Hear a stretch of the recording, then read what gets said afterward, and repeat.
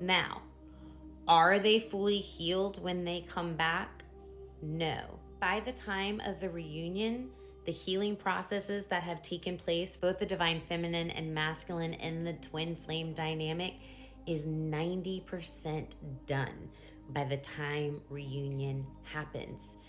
The last 10% needs to be done together for reparation and reciprocation, and the final balancing of the energies and the union of the two halves finally becoming whole. That's a twin flame. Here comes soulmate. Yes. While soulmates can challenge you, there is usually some kind of equal reciprocity, unless you're dating a karmic and it's not a divine soulmate. This particular gentleman was in a divine soulmate connection.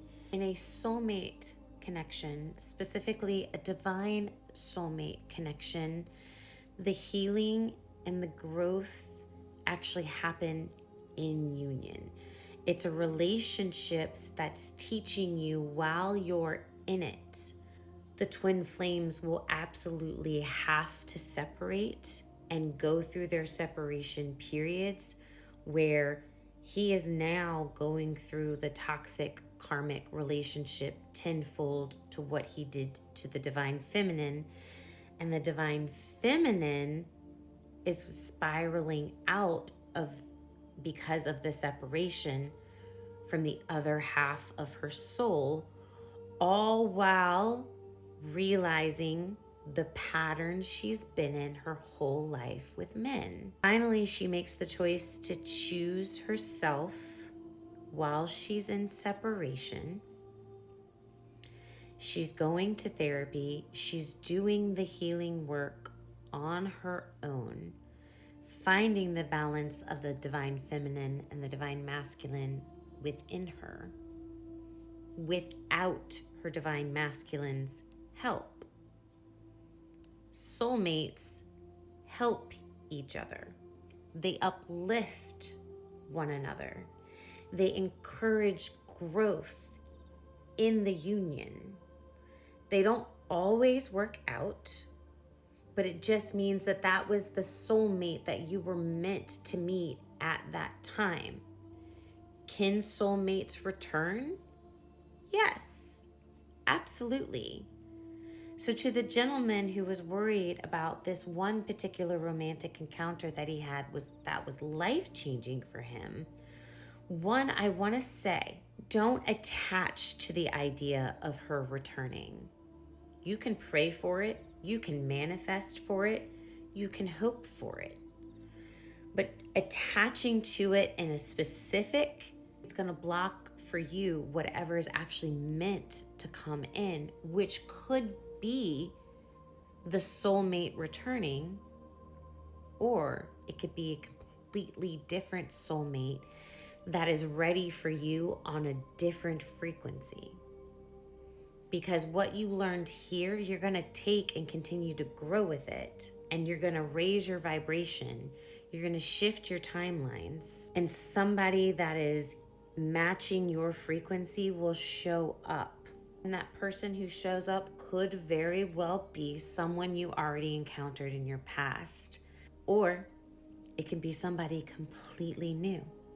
And if you have ascended from this relationship to this frequency and someone new is meeting you here and not the past person, then you know this was for a season because this was the reason. Okay? The best, most worldwide known example of a divine soulmate connection I can give you that I think everybody can fully understand is Taylor Swift and Travis Kelce. Two beautiful starseeds that learned the journey of divine masculinity and divine femininity and how to balance it within themselves to be whole and ready for their divine soulmate union. This is evident by Taylor's life being chronicled in the public eye of all the romantic relationships she's gone through, on top of the fact that her life's experience is her bread and butter, which makes it so authentic and pure and beautiful and true and valid. We literally got to watch a gorgeous divine feminine come into her power. And when she reached it, when she reached the frequency of her highest self, she called in her divine counterpart, her soulmate, which was Travis Kelce.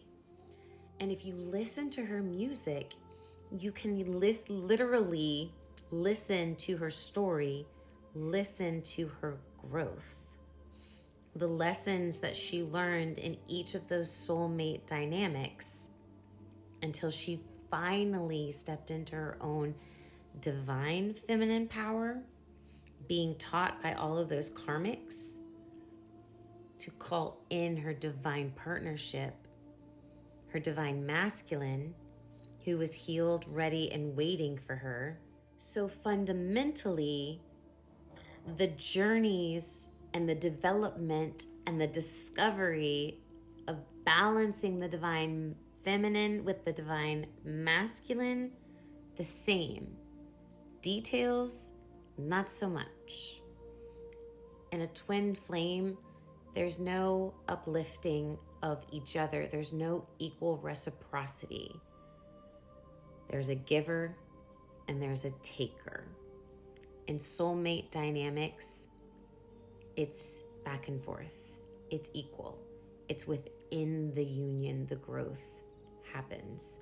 I'm not saying that once you break up, you didn't continue to grow. Hopefully you did, because that soulmate came in and taught you something that you are now going to take with you for the rest of your life.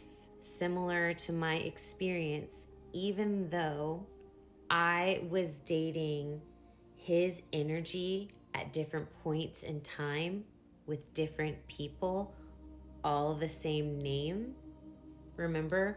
But you have to take all 5 of those people to make the whole of my actual twin flame.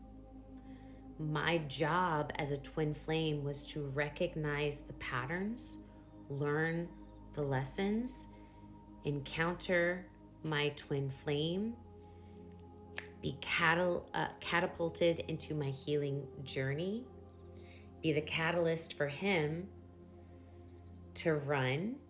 I know it's weird, but I'm supposed to trigger him into running, just like he's supposed to trigger me into anxiously attaching, until one day the divine feminine has had enough and she says no more. When my twin finally comes home, I'm hoping that we can start sharing this journey with you guys together, because I have not seen any actual true twin flame unions that have been public in order to teach, which is what twin flames are here to do.